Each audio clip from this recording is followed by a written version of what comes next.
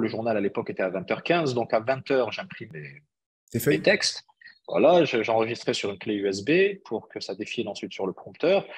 Et donc ce jour-là, grand mal m'en a pris. Au moment où je fais CTRL S pour enregistrer, le sablier de Microsoft apparaît et je n'avais rien sauvegardé, j'avais pas fait de backup. Et ma réalisatrice à l'époque me dit à l'oreillette, Wadi, on fait quoi? Parce que le prompteur écran droit, j'avais pas de feuille et il fallait démarrer le journal. Je suis Mohamed Bouclé, auteur, conférencier et formateur en technique d'apprentissage. Je suis vice-champion du monde de lecture rapide et triple champion de France de mind mapping. Dans le podcast Connaissance illimitée, on démocratise les techniques d'apprentissage. Le but de ce podcast est de parcourir la vie de plusieurs personnes inspirantes pour vous démontrer que la réussite est à portée de tous. Paix sur vous, bienvenue dans ce nouvel épisode du podcast Connaissance illimitée et j'ai l'honneur d'accueillir Wadi Dada. Je pense que vous le connaissez tous, il est présentateur sur InfoSoir sur 2M, il est également auteur de plusieurs livres. Il va nous parler de tout ça aujourd'hui, j'ai vraiment l'honneur de l'accueillir ici. Il va nous parler également de son parcours, par où il est passé et tout simplement. Bonjour Wadi, comment tu vas? Salut, c'est Mohamed. Ça va, ça va. Je suis ravi d'être parmi vous. Merci pour l'invitation. Avec grand plaisir et merci d'avoir accepté cette invitation. Alors, je t'ai présenté, mais je te laisse te présenter parce que je pense que tu auras les meilleurs mots pour te décrire. Bah écoute, que dire? Peut-être ce qui me caractérise le plus, c'est la passion. La passion d'abord pour le journalisme, la télévision, que je nourris depuis que je suis tout petit, l'âge de 7-8 ans, quand je regardais la télé avec mon père Lahmo. Et puis voilà, j'ai pu passer le cap et sauter le pas, briser le plafond de verre du petit-fils d'immigrés installé dans le sud de la France, voilà, qui faisait pas trop de vagues, mais qui aimait bien les études et atteindre l'objectif que je m'étais fixé de devenir présentateur du journal télévisé. Et puis depuis, voilà, je mène ma barque au Maroc, à Casablanca, et à Deux-Ânes en particulier depuis maintenant 17 ans. Ouais, depuis 2006, c'est incroyable. Quand j'ai fait mes recherches te concernant, donc j'ai pu lire que tu avais cette passion depuis l'âge de 8 ans. 8 ans, tu disais un jour, je ferai présentateur. Et c'est rare de trouver des personnes qui ont des passions, des rêves d'enfant et qui arrivent à atteindre leur objectif. Est-ce que toi, qu'est-ce qui t'a animé pour te dire je vais aller jusqu'à ça et je vais atteindre réellement cet objectif? Moi, je dirais que c'est vraiment une bénédiction. C'est-à-dire que c'est quelque chose qui m'est tombé dessus et que j'ai accueilli avec beaucoup de plaisir, un peu d'inquiétude aussi, parce que c'était quand même assez gros, assez costaud. D'abord pour le gamin que j'étais à l'époque, ensuite par rapport à l'environnement dans lequel j'évoluais, qu'il soit social, familial ou culturel. Mais je m'y suis accroché. Ça a été d'une certaine manière ma bouée de sauvetage. C'est ce qui m'a vraiment, vraiment sauvé la vie au sens très large du terme. Parce que ça a été voilà cette lumière qui m'a guidé tout au long de mes jeunes années, de mon adolescence, mes premières années d'adulte, jusqu'à y parvenir à l'âge de 25 ans. Et c'est une vraie bénédiction que de pouvoir savoir très tôt ce que l'on a envie de faire et de trouver assez rapidement, très jeune, la voie que l'on veut suivre, quoi. Donc ouais, ce que tu donnes comme conseil aux jeunes, c'est d'avoir un objectif, de le prendre et de le fixer et de se dire je vais y aller, je vais y aller, je vais y aller. Oui, c'est le meilleur moyen d'avancer. Tu sais, déjà, dans les temps anciens, les voyages se faisaient en se guidant à travers les étoiles. Et l'étoile, on la voit briller dans le ciel. On sait qu'on ne l'atteindra jamais, mais elle nous permet d'évoluer, d'avancer. C'est un petit peu ça, en fait, le projet. Et puis, si l'étoile que l'on choisit n'est pas assez lumineuse ou n'est plus à notre goût au bout d'un certain temps, ben, on change d'étoile et on en suit une autre. Le tout, c'est de se fixer un cap et d'avancer, de progresser et de nourrir cette dynamique, de nourrir cette passion, de nourrir cette énergie, cette force qui permet ensuite sur le chemin, parce que bien évidemment, c'est pas un long fleuve tranquille, de pouvoir ensuite surmonter les obstacles et les difficultés auxquelles on peut être confronté. Ok, parce que c'est incroyable parce que toi, t'as grandi pas très loin. Je suis habité à Montpellier. T'as grandi pas très loin Ouais, ouais. de chez moi actuellement. T'as grandi à Paris, ça se dit Pierre-Lès, ça? Pierre Pierre-Latte. Latte, ouais, ouais, Pierre Latte, c'est à 130 kilomètres de Montpellier. J'ai étudié à Montpellier. J'ai fait ma T'as section étudié à de droit à Montpellier. Montpellier, donc je connais un Et peu. Je c'était t'en prie. comment était ta jeunesse? Parce que là, nous, on te voit à la télé tous les week-ends. t'as fait des milliers de jours d'émissions, il y a des millions et des millions de personnes qui te regardent tous les soirs. Mais on devait se dire que toi, tu étais à l'aise à l'oral, que tout était facile pour toi. T'étais comment quand tu étais jeune? Ouais, c'est un peu, on se retrouve un peu sur cet aspect-là de notre parcours. Moi, j'étais un timide maladif. D'accord. L'environnement familial est un environnement franchement aimant. On a grandi porté par un papa, paix à son âme, qui était artisan maçon, maman qui nous élevait. Maman, j'avais mis les pieds à l'école, donc elle a appris après coup à lire et à écrire. Et c'est aussi quelque chose qui m'a beaucoup forgé parce que avec la fratrie, voilà, on voulait avoir des diplômes pour les offrir à notre mère et ça nous a jamais quittés. Et puis il y a ce rêve comme ça qui me tombe dessus avec un caractère très particulier parce que je suis j'étais et je suis d'ailleurs, on le reste de toute façon, quelqu'un d'assez réservé, d'assez timide, très solitaire. Et en choisissant ce rêve autant qu'il m'a choisi, je me disais, mon gars, si tu veux vraiment atteindre cet objectif-là, il va falloir se prendre par le col de la chemise, se bouger un peu, quoi. D'accord. Et donc là, j'ai décidé de surmonter ma timidité sans vouloir l'éradiquer, en fait, mais vraiment de composer avec. Et j'ai eu la grande chance de rencontrer des acteurs associatifs à Pierre-Latte qui ont fait un travail et qui font toujours aujourd'hui encore un travail absolument extraordinaire, qui nous ont pris par la main et qui nous ont accompagnés. Quand je dis nous, c'est notamment mes amis d'enfance, parce que grâce à ces acteurs associatifs, on a créé un journal de quartier. J'ai D'accord. été amené à faire des interviews dans les conditions réelles, à écrire tous les mois et à sortir déjà un journal. Donc le process de la production journalistique presse écrite dans un premier temps, c'est quelque chose, voilà, et c'est une chose à laquelle j'ai pu goûter relativement jeune, à 13, 14 ans. Waouh. À 13, 14 ans. Et après, c'est quoi? C'est l'entraînement, t'as fait du théâtre, t'as fait des choses comme ça qui t'ont permis d'être plus à l'aise. Non, malheureusement, non, non, j'ai pas fait de théâtre, mais je me forçais à aller au-devant des gens, à prendre la parole. Dans cette dynamique-là, immédiatement au début de mes études universitaires, j'ai pu intégrer un journal régional. Là, ça commençait à devenir sérieux, la Provence, à Avignon. Et donc, voilà, c'est en forgeant qu'on devient forgeron. Donc, j'ai été amené à aller plus souvent sur le terrain, à prendre la parole, à poser des questions et à exposer tout ça, bien évidemment, à mes collègues, à mon rédacteur en chef. Et puis rencontrer le public aussi de temps en temps. On a commencé à me solliciter quand j'étais à Avignon pour animer des conférences déjà à l'époque. Et donc voilà, je me disais, tiens, c'est un challenge, allons-y. Yes, c'est incroyable, hein. Je vois, on voit toutes les étapes, étape par étape. Et d'après ce que j'ai compris, t'es parti en stage au Maroc. Tu t'es dit, bon, les gens font des stages un peu partout, toi tu vas le faire au Maroc. Et après, t'es arrivé là-bas et t'es jamais revenu. C'est un peu ça que tu t'es fait kidnapper par le Maroc ou... En fait, c'est même plus que ça, parce que au moment où je viens au Maroc, j'ai besoin de faire un stage de fin d'études pour valider mon master en journalisme. Et j'avais complètement la possibilité, parce que le master, donc, je l'ai fait en 2 ans. La première année, j'ai fait mon stage à la Provence, chez qui j'avais passé déjà 5 années. Donc, ils m'ont accueilli vraiment à bras ouverts, ils m'ont déroulé le tapis rouge, littéralement. J'ai été choyé. Enfin, ils m'ont mis un salaire de journaliste professionnel au-delà de ce que prévoyait la convention de stage. Enfin, c'était juste exceptionnel. Ces gens-là sont d'une générosité, d'un professionnalisme et d'un sens du partage, d'une humanité aussi extraordinaire et je leur dois beaucoup à toute l'équipe de la Provence année 2000-2006. Ouais. Voilà, donc S'ils écoutent ils le podcast, il y a reconnaîtront. des personnes qui écoutent le podcast, Voilà, ils reconnaîtront. Ouais, bon, et on a perdu malheureusement notre directeur et rédacteur en chef Alain Magnassi, qui était un gars absolument extraordinaire. Mais il y avait Bruno Hureau, il y avait David Nathan, je vais pas tous les citer, il y avait Hervé, etc., etc. Et donc, il m'accueille sur la première année. Sur la fin de la deuxième année, au niveau du master, je me dis non, il faut que je fasse un stage de fin d'études à la télévision, parce que mon rêve, c'est quand même la télévision. Et là, j'envoie une quarantaine de demandes de stage et je reçois une seule réponse positive. Et cette Wow. réponse positive venait de Casablanca et de 2M, que j'avais d'ailleurs sollicité, mais vraiment, j'avais mis ça en bout de liste et envoyé des demandes de stage à TF1, France 2, BFM à l'époque Bien sûr. qui allait démarrer, etc. Et donc la seule réponse que je reçois, c'est le Maroc. Je me dis, tiens, il y a un signe. Donc ni une ni deux, je fais mon pactage, mon sac mon sac de voyage, je le mets sur mon épaule.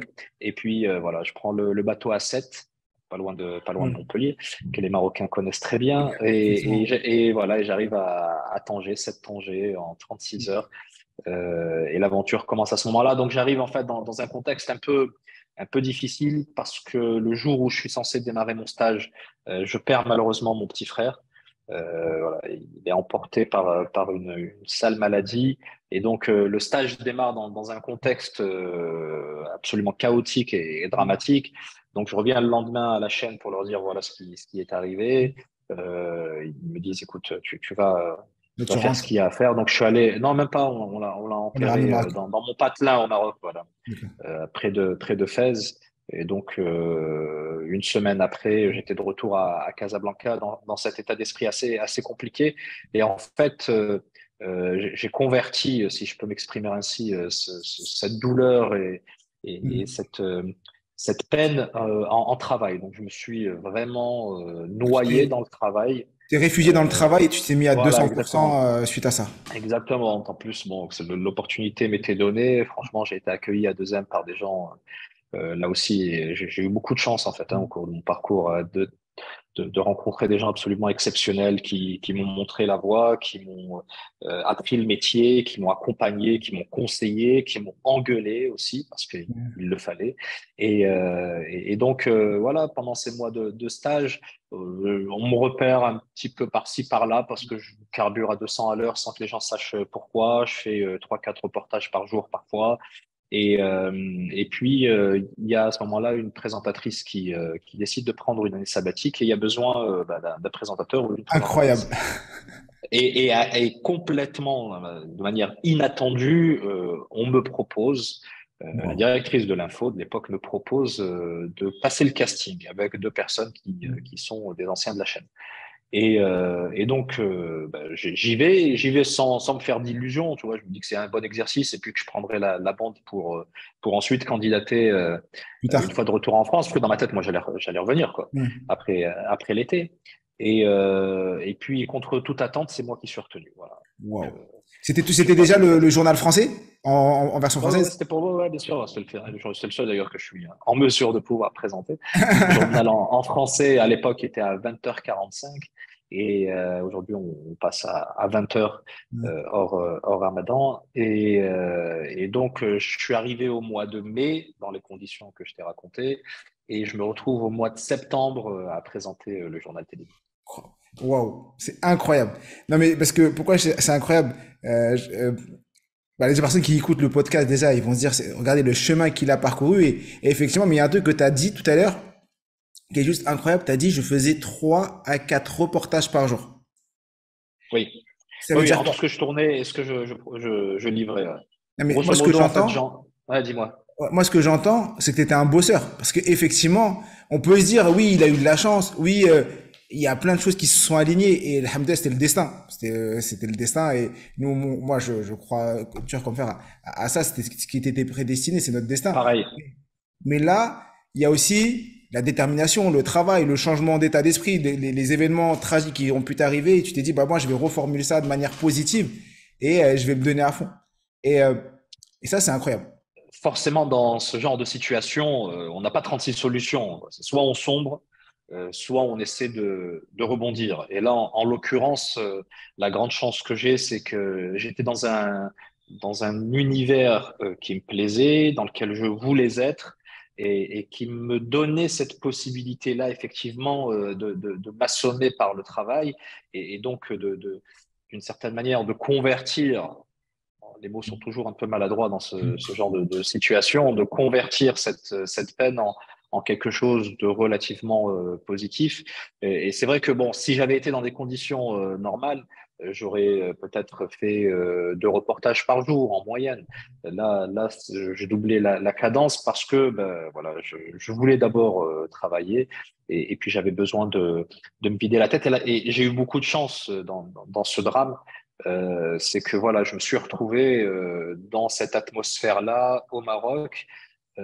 J'ose pas imaginer ce qui se serait passé si j'avais été en inactivité, par exemple, ou dans un univers hostile ou délicat. Mais alhamdoulilah, bon, le bon Dieu, dans sa miséricorde, malgré le drame que nous vivions, a quand même fait en sorte que la peine soit relativement atténuée. Wow.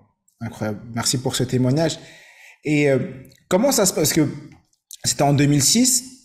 À l'époque, moi, les gens faisaient tout pour venir en Europe. Toi, tu as fait le chemin inverse. Tu es parti t'installer au Maroc. Déjà, comment ça a été pris par ton entourage et comment toi, ça s'est passé cette installation au Maroc? Parce qu'aujourd'hui, aller s'installer au Maroc, c'est très simple et plein de personnes le font et même encore des fois, les gens disent mais pourquoi tu vas aller repartir au Maroc? Mais toi, en 2006, c'était pas comme aujourd'hui. Donc, comment tu as vécu ce changement de pays et tout ça? Bah écoute, au début, je ne me suis pas trop posé la question parce que pour moi, ça allait être une période de 5-6 mois, quoi, maximum. En septembre, je serais rentré. Après, quand l'occasion s'est présentée, pareil, c'était tellement inespéré, c'était tellement grand, quoi. Et je touchais du doigt le rêve que je nourrissais depuis des années. Donc là aussi, la question s'est pas posée. Après, quant au fait de s'adapter, de rester, tu sais, la vie après, elle suit son cours et tu te retrouves emporté. C'est pas tous les jours rose, bien évidemment, mais où que l'on soit. D'ailleurs, j'aurais été dans un autre pays que le Maroc. Je pense que ça aurait été bien plus compliqué. Là, au moins, je suis chez moi, je suis dans mon pays, dans ma culture. Il y a de la famille.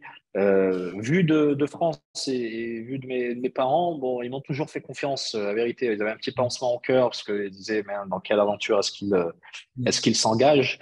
Mais ils le voyaient comme quand j'ai décidé de m'installer à Avignon ou à Sète pour poursuivre mes études. Voilà, c'était dans la continuité de ce que j'avais fait jusqu'à présent. Petite pause pour te dire que si l'épisode te plaît, like, abonne-toi et mets 5 étoiles pour nous soutenir. Et est-ce que tu as eu des moments, parce que quand tu arrives quand même dans un nouveau pays, où tu sais, t'es dans ton mouvement, tu avances, toi t'es jeune, tu lances, tu fais tes émissions et tout, mais est-ce que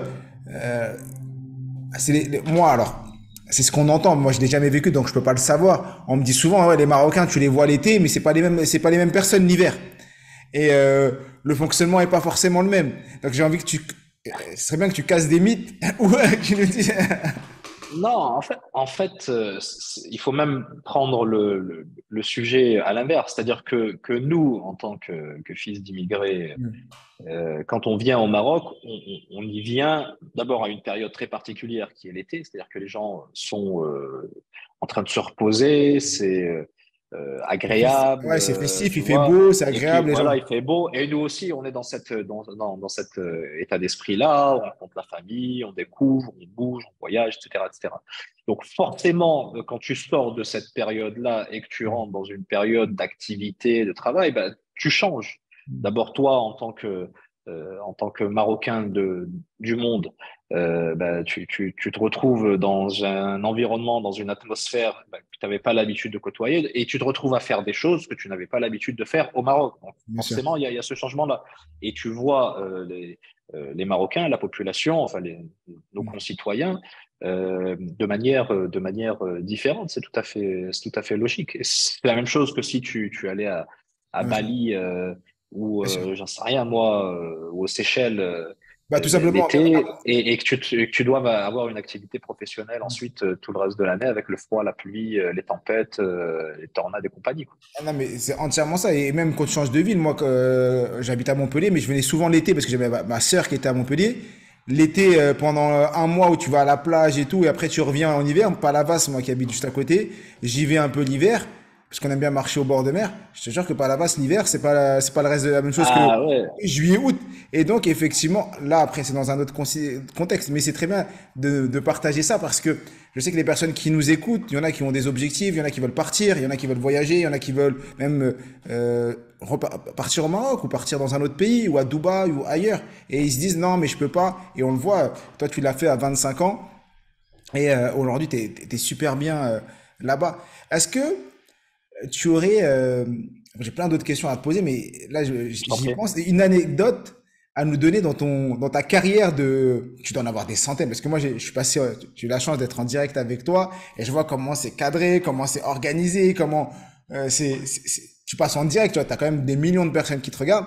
Est-ce que comme ça, en tête, on a une ou deux, des anecdotes que tu as vécues dans ce JT, soit au début et même maintenant, qui nous permettent de voir les conditions et pour rigoler un peu aussi. Écoute, alors il y en a une qui est toute récente, parce qu'effectivement, donc je présente le journal depuis maintenant 17 ans. Quand je le dis, j'ai peine à y croire.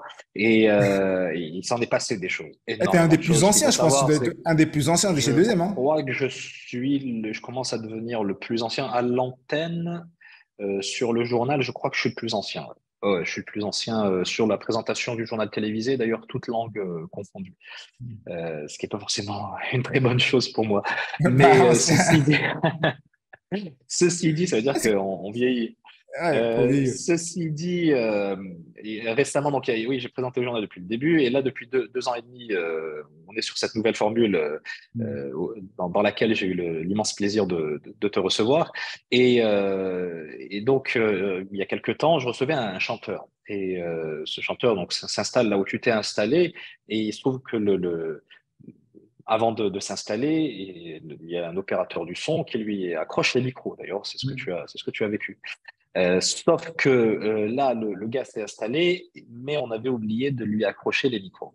Et donc, je lance son clip, son nouveau morceau, et je vois déferler sur le plateau au moment où les images du clip arrivent, l'opérateur du son, mais complètement en panique, ça crie dans l'oreillette, mais qu'est-ce qui se passe, etc. Et il lui accroche les micros, mais vraiment en catastrophe. Et alors, le clip, moi, j'avais prévu d'en passer 20 secondes, 30 secondes maximum. On s'est retrouvé, heureusement d'ailleurs, qu'on avait monté le clip dans sa totalité, à passer quasiment tout le clip En direct? en intégralité, en direct. Et je pensais pas aller aussi loin dans le clip, dans le journal. Et finalement, de 2M, c'est devenu à ce moment-là un peu MCM ou MTV, voilà, je voulais MTV. Donc, 2M, c'est devenu un peu MTV ce soir-là. D'accord, ok. Il y en a une autre qui est un peu plus chaotique pour moi, c'est que j'ai mon journal qui a planté, c'était au début, enfin au début, parce que ça faisait 7 ans que je présentais le journal, et mon ordinateur a planté, et je me suis retrouvé sur le plateau avec rien du tout. Voilà, une Et grosse comment? erreur que j'ai commise, et j'ai fait le journal de tête. Et ce jour-là, ma carrière aurait pu s'arrêter, vraiment. Ah ouais, donc Mais bon, alors, faut qu'on j'avais la en parle. baraka. Faut qu'on en parle de ce moment-là. Parce que la première a été assez cocasse, mais tu remontes. Et au pire, tu prends ton micro, tu fais des allers-retours, même si ça fait pas beau en direct, on trouve un moyen. Mais là, c'est quoi, là? Comment ça, ton PC a pointé juste avant les... Écoute, j'étais pas aussi là. Tu m'as vu quand tu es venu sur le plateau. Je descends pot, on fait des répétitions avec les invités, etc. On cadre le truc. Avant, comme on était sur une configuration plus classique du journal et que j'étais un peu moins strict avec moi-même, j'avais la Un peu la fâcheuse habitude confiance. de. T'avais un peu la Ouais, confiance, ça mais faisait je sais 7 ans, tu pas. t'étais un peu Non, mais en dans... plus, je suis quelqu'un qui a besoin d'adrénaline, en fait. C'est ça le truc. Donc, je suis toujours aux dernières minutes, mais pas dernière minute parce que je veux pas bosser. Non, dernière minute parce que j'ai besoin de ce coup de punch. Mais bon, ça, après, il faut aussi le dépasser. Et donc, j'ai descendu vraiment pas à la dernière seconde, mais voilà, dans le rush. Grosso modo, le journal à l'époque était à 20h15. Donc, à 20h, j'imprimais tes mes feuilles. textes. Voilà, j'enregistrais sur une clé USB pour que ça défile ensuite sur le prompteur. Et à 20h02, j'étais en loge maquillage, je m'habillais, je passais pour mettre un peu de poudre. Et à 20h07, à 20h08, au plus tard à 20h10, j'étais Ok. sur le plateau, parce qu'on m'équipait, d'ailleurs, on mettait des Ouais, le mec. micros, et pour faire les répètes. Donc ça me laissait 5 minutes de battement. Pour moi, 5 minutes, et nous à la télévision, 5 minutes, c'est une éternité, quoi. Ouais. Et donc ce jour-là, grand mal m'en a pris. Au moment où je fais CTRL S pour enregistrer, le sablier de Microsoft apparaît. Et je n'avais rien sauvegardé, j'avais pas fait de backup. Bêtise d'ailleurs, depuis, je fais 15 milliards de backup et de sauvegarde. Et donc j'arrive, on appelle l'informatique, impossible de réparer l'ordinateur. J'arrive sur le plateau et ma réalisatrice à l'époque me dit à l'oreillette, Wadi, on fait quoi? Parce que le prompteur écran noir, j'avais pas de feuille et il fallait démarrer le journal. En plus, on avait de grosses actus ce jour-là. Et je lui dis, écoute, Amina, on y va, on n'a pas le choix. Ouais, On n'a pas le choix. tu peux pas annuler le Et, et 20h. ben non, tu peux pas annuler le 20h. Non, non, c'est Tu peux aller impossible. direct. Et je t'en parle, j'ai la boule de stress là qui remonte. Et c'est la première fois de ma vie, tu l'as dit, j'ai presque 2500 JT à mon actif. C'est la première fois que j'ai vu la peur dans le regard des caméramans, des cadreurs qui avaient sur le plateau. Parce qu'en général, les cadreurs, tu vois, c'est très décontracté. En plus, on rigole, on se lance des blagues entre les sujets, Ouais, bien etc. sûr. Bon, c'est On est copains, on est potes, donc voilà, c'est une atmosphère tranquille. Là, j'ai lu dans leur regard la peur.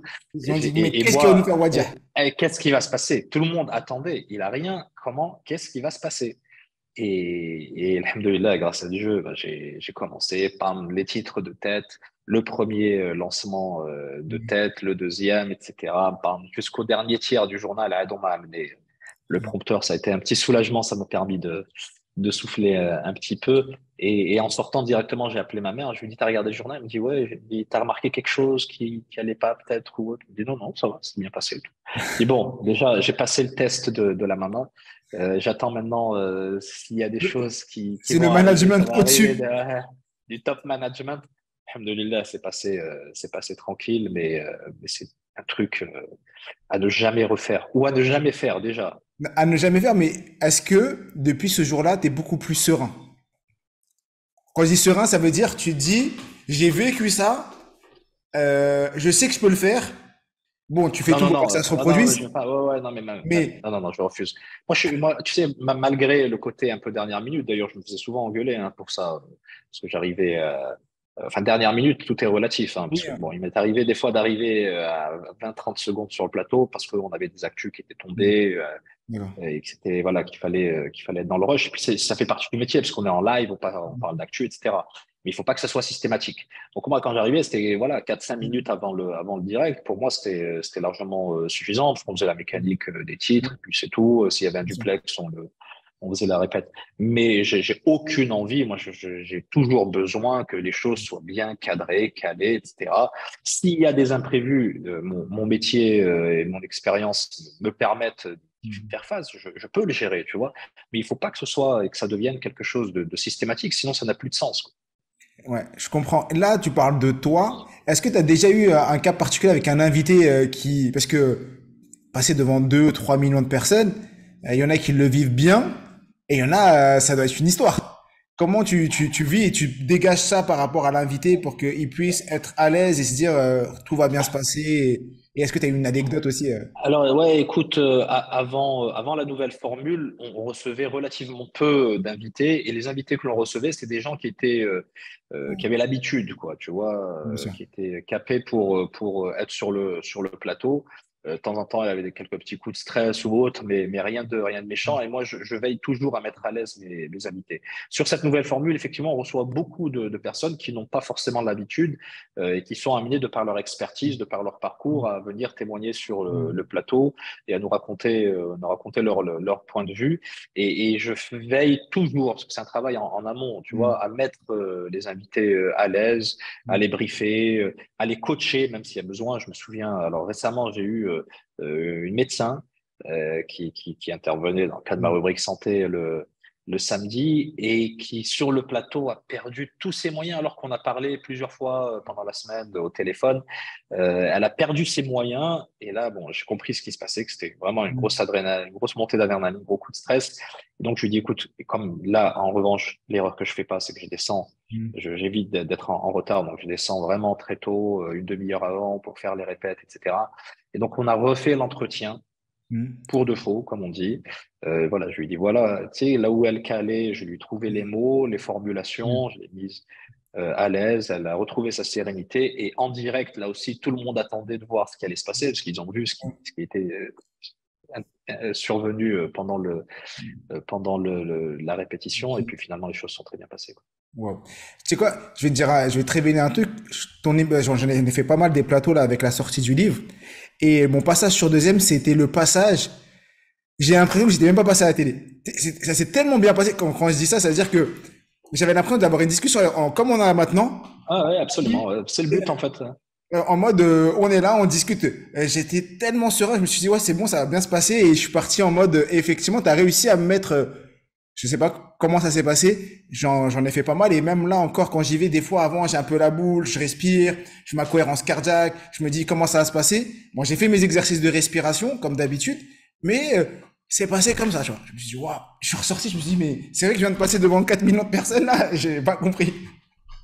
Ouais, non, non, non, bah, c'est le but parce que mon intérêt pour que le rendu soit le plus optimal possible pour les téléspectateurs, c'est que mon interlocuteur soit à l'aise, quoi. Et 99,99% des personnes que je reçois sur le plateau, c'est pour des interviews qui sont des interviews informatives. C'est-à-dire que le journal tel qu'on l'a conçu et tel que je le pratique, c'est pas un journal de débat Oui, bien sûr. et de confrontation, tu vois. C'est vraiment un journal d'information et le but, c'est de faire en sorte que les personnes qui viennent à travers l'expertise qui est la leur ou à travers le parcours, bah, donnent des choses comme ce que tu es en train de faire avec moi là, qui puissent être utiles et intéressantes pour les téléspectateurs. Tu as une casquette que tu n'as pas abordée, ok, que j'aimerais aborder avec toi, c'est la casquette d'auteur. Parce que tu es passé Oui, t'es également auteur. Et ça, c'est beau. Tu as écrit presque 4 livres, je crois, si je ne me trompe pas. ouais, c'est ça. 4. Le dernier, c'est Dans l'œil du lion. Si, ou je... Oui, il y a eu Dans l'œil du lion et puis il y a eu les notions d'une nation. Les notions d'une nation, c'est plus un recueil. J'ai travaillé sur les discours de Sa Majesté le Roi, où j'ai sorti des définitions qu'il donnait dans ses différents discours et qui donnent d'une certaine manière, il y avait, je crois, 77 ou 80 notions. Et ça me permettait voilà, de donner un autre regard et une autre lecture complémentaire des discours royaux qui sont des mines de connaissances et des mines d'informations. Et puis, ouais, dans l'œil du lion, je raconte mon parcours et notamment quelques-uns des épisodes que je t'ai racontés. Yes. Et t'en as un qui s'appelle 7080 secondes. Est-ce que tu peux nous Ouais. en parler un peu? Pourquoi, c'est quoi ce titre? Pourquoi ce titre? Alors, j'ai pas eu la chance Bon, de le lire, sinon j'aurais pu avoir la réponse, mais ça, c'était une expérience qu'on avait menée qui s'est arrêtée, mais qui a été là aussi très riche avec un jeune Marocain qui avait été condamné à tort par la justice française pour un braquage et une séquestration qu'il n'avait pas commis. Et donc, j'ai raconté son histoire dans cet ouvrage-là avec une dimension un peu plus littéraire. Et le titre, en fait, révèle la clé de l'issue, ce qui a permis, ces 7080 secondes, c'est ce qui a permis à son avocat, au bout du compte, de montrer qu'il était innocent, qu'il ne pouvait pas être sur le lieu du wow. braquage qui a été commis et D'accord. pour lequel, d'ailleurs, certains ont été condamnés. D'accord, super. Et comment t'es passé, tu t'es dit demain, ouais, j'ai envie d'écrire un livre, j'ai envie de me lancer dans l'écriture parce que t'as un métier prenant, je sais, bon, t'es quand même rédacteur, c'est le métier de journaliste, mais passer à écrivain, quel a été le processus pour te dire, allez, maintenant, je vais me mettre à la plume? Bah, là aussi, c'est quelque chose que j'avais en tête. C'est vraiment un rêve que je nourrissais. C'est aussi une certaine bouffée d'oxygène, quoi. D'abord, c'est très gratifiant, c'est très apaisant pour moi, parce que c'est vraiment mon moment voilà, où je suis vraiment avec moi-même. Et puis, vis-à-vis du public, ça donne aussi une relation et un partage et un échange qui est extraordinaire, qui me sort un peu de la relation qu'on peut avoir vue à la télé, quoi. Ouais. Parce que ça nous fait un sujet de discussion, ça nous fait des occasions d'échange, de rencontres. Et donc voilà, non, non, c'est quelque chose qui me tient très à cœur. J'ai énormément de projets de bouquins en tête là. Et D'accord. je me suis remis d'ailleurs à l'occasion du mois de Ramadan au travail et j'espère sortir quelque chose très, très rapidement. Wow. Bah, j'aimerais bien, dès que tu sors quelque chose, je suis Je le te fais premier à signe, lire et je promis. pourrais en parler à toutes les personnes. Je pourrais le mettre en lien de cette vidéo, de ce podcast, ou même tu pourrais revenir pour parler et faire la promotion de ce livre avec grand Avec plaisir. plaisir. Je sais que tu fais beaucoup d'associatifs et que ça te tient à cœur d'aider les gens, les jeunes, les personnes en difficulté. Qu'est-ce qui, qu'est-ce que t'aimes dans ça et pourquoi tu t'es lancé dans cet aspect-là associatif et quel est le message derrière tout ça et surtout par rapport aux Marocains? Écoute, moi, le bon Dieu m'a beaucoup donné. Honnêtement, il m'a beaucoup pris, mais il m'a beaucoup donné aussi. Et ça, je l'oublie pas. J'oublie pas le gamin que j'étais avec ce rêve absolument gigantesque dans lequel peu de personnes croyaient. Et donc, bah, quand on reçoit, il faut partager. Il faut partager, il faut rendre aussi, parce qu'on n'est pas propriétaire de tout ce que l'on reçoit. On en est souvent et très souvent le dépositaire. Quand on reçoit de la connaissance, du savoir, des conseils, bah, il faut à son tour les partager avec des personnes qui en ont besoin et qui le méritent. Et donc voilà, c'est dans cette optique-là, j'ai été élevé avec ces valeurs. Et pour moi, c'était tout naturel, lorsqu'on me sollicite pour des actions sociales ou humanitaires, bah, de répondre présent dans la mesure du possible. Bien sûr. Parce que malheureusement, le temps ne le permet pas toujours, mais il y a une multitude de moyens de donner un coup de main, ne serait-ce qu'à travers un partage sur un post Instagram ou de la mise en relation ou ce genre de choses. Et puis sur le plan associatif, très concrètement, je suis engagé avec une association de jeunes qui sont absolument extraordinaires, qui s'appelle Taouno Kablin. Ça veut dire bon, aidons-nous ensemble, Mm. et qui interviennent et qui font des choses formidables, notamment pendant Ramadan auprès des personnes démunies. Dans mon patelin de Bahalil, Bahalil, littéralement traduit, ça veut dire le charme de la nuit. C'est à Waouh. côté de Fès, voilà. Et donc je m'investis. Ils ont eu la gentillesse de me donner le statut, l'immense statut de président d'honneur. Et Waouh. donc, je les accompagne soit en générant des activités, soit en relayant ce qu'ils font, soit en étant présent pour telle ou telle action. Mais tout le mérite leur revient parce qu'ils font vraiment un travail de terrain qui est formidable. Et notamment le président Youssef. Yes. Incroyable. On arrive sur la fin du podcast. Moi, quand je vois ton histoire, je me dis, waouh, cet enfant de 8 ans qui rêvait d'être journaliste, qui a réussi à être journaliste, qui est aujourd'hui une personnalité publique au Maroc, mais qui a ce chemin de jeune qui a grandi c'était un petit patelin, c'était un petit patelin ou Non, non, c'était non, c'est une petite ville. une C'est petite. de 12 000 habitants, Wow, wow. Pierre-Latte. Et donc, et aujourd'hui, t'en es là et ça se trouve incroyable. Est-ce que tu as un message pour toutes les personnes qui nous écoutent et qui aspirent à ça, à se dire, bah, moi aussi, j'aimerais réussir, moi aussi, j'ai ce rêve. Et quel que soit, tu peux avoir 8 ans, 10 ans, 15 ans, mais même des fois, il y en a qui, bah, comme Oui, moi, à 30 absolument. ans, 40, 50 ans, j'ai ce rêve. Quel est le message que tu pourrais leur donner pour qu'ils puissent atteindre leur rêve? Écoute, j'ai aucune prétention d'être un modèle ou un exemple. Ce que je peux dire, pour l'avoir vécu, c'est que d'abord, les rêves sont faits pour devenir réalité. Ça, d'une part. D'autre part, le meilleur moteur pour tendre vers cela, c'est la passion, c'est l'amour de ce que l'on fait et faire les choses avec beaucoup d'amour. Et puis, quand je dédicace mes livres, j'écris cette expression qui me tient particulièrement à cœur, c'est que rien n'est impossible et l'impossible n'est rien. Donc, Wow. partant de là, voilà quoi, il suffit de se retrousser les manches et d'avancer et d'avoir surtout en tête une vision très claire du projet que l'on veut Mm. réaliser pour permettre aux personnes qui vous entourent, que vous connaissez ou que vous ne connaissez pas, mais qui sont susceptibles de vous aider, de vous orienter, de peut-être faire des choses dont eux-mêmes ne sont pas conscients de la valeur qu'elles représentent à vos yeux, de pouvoir donc réaliser et vous aider dans votre cheminement. Wow. J'adore la phrase que tu as donnée, rien n'est impossible et impossible n'est rien. C'est un beau mantra et franchement, il est juste incroyable à méditer. J'invite toutes les personnes qui sont là à méditer et cette phrase. J'ai une question que je pose souvent bah, à tous mes invités. Elle est assez particulière. On rentre Vas-y, un je t'en peu prie. je pense que toi, t'es prêt à l'accueillir. Cette question, c'est tout simplement si c'était la fin pour toi, t'arrivais à la fin Ouais, et tu te ouais. dis, oh, j'ai un message, un héritage à laisser aux gens qui sont autour de moi, qui sont là, en plus, aux téléspectateurs, aux gens qui sont autour de moi. J'ai un héritage, mais une phrase, une pensée, un Ouais. message. Ce serait quoi? Faites, n'attendez pas. Faites, n'attendez pas. Tout simplement. Moi, Ok. j'ai banni le verbe attendre de mon dictionnaire. Donc, il faut faire, voilà, il faut passer à l'action.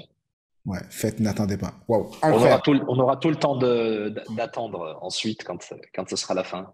Exactement. Faites, n'attendez pas. Merci beaucoup, Wadir, d'avoir accepté cette invitation. J'invite toutes les personnes qui nous ont écoutés à laisser un commentaire sous la vidéo, sous ce podcast, à mettre 5 étoiles pour donner de la force à cet épisode, tout simplement. Je mettrai les liens des livres de Wadir si vous voulez vous les procurer ou au moins le lien de son site parce que je sais que sur son site, vous pouvez vous procurer ces livres également. Encore merci, Avec Wadir, plaisir. pour d'avoir accepté cette invitation. Et comme je l'ai dit toujours, je suis tué, nous sommes tous des illimités.